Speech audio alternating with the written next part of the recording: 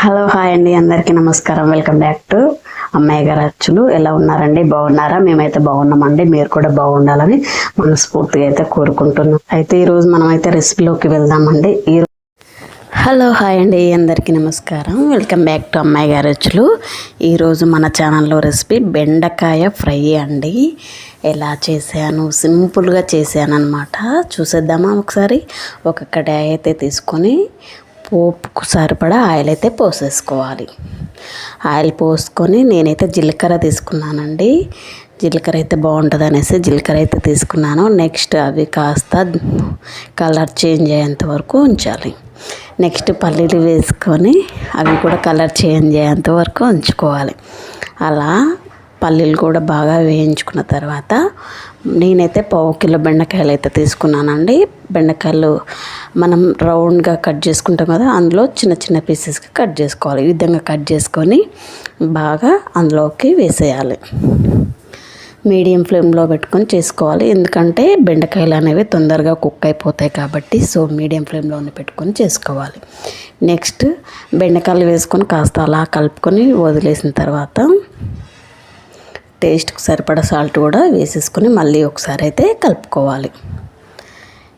ఈ ఫ్రైలోకి మనము జిగురు లేకుండా చేయాలి అంటే నిమ్మకాయ రసం కలపాలి, లేకపోతే పెరుగన్న వేసుకోవాలండి. లేకపోతే చింతపండు రసం అన్న పోస్తే మనకి జిగురు అనేది లేకుండా ఉంటుంది. సో నెక్స్ట్ 2-3 వెల్లుల్లి కచ్చా పచ్చగా దంచుకొని వేసుకోవాలి. అలా కచ్చా పచ్చగా దంచుకొని వేసుకున్న తర్వాత నెక్స్ట్ కలుపుకొని కాసేపు అలా వదిలేసేయాలి. నెక్స్ట్ 1/2 టీ స్పూన్ వరకు పసుపు కూడా వేసేసుకొని ఒకసారి బాగా కలుపుకోవాలి. 1/2 టీ స్పూన్ వరకు అయితే కారం కూడా వేసేసుకోవాలి. 1/2 టీ స్పూన్ ధనియా పౌడర్, జీలకర్ర పౌడర్ కూడా వేసేసుకొని మళ్ళీ ఒకసారి బాగా మిక్సింగ్ చేసుకోవాలి. ఒకసారి అలా కలిపేసుకొని ఇంగ్రీడియంట్స్ మొత్తం బెండకాయలు పట్టే విధంగా బాగా కలుపుకోవాలి. ఇంగువ కూడా కొంచెం వేసుకోవాలి. వేసుకొని బాగా కలుపుకొని అలా 1 లేదా 2 నిమిషాల పాటు మీడియం ఫ్లేమ్లోనే పెట్టుకొని కుక్ చేసుకోవాలి.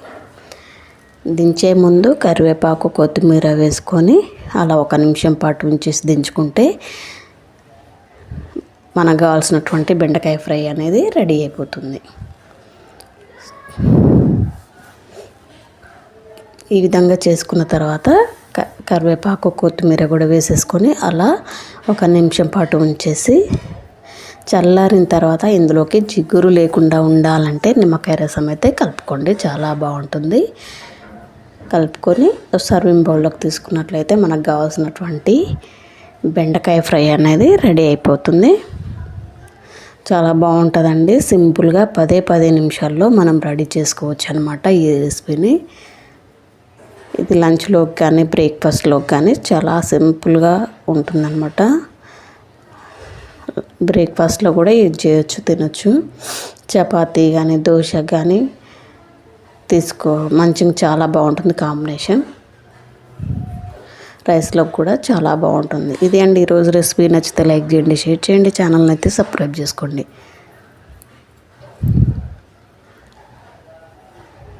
ఫ్రెండ్స్, రిలేటివ్, నైబర్స్ ఉన్నా కూడా షేర్ చేయండి.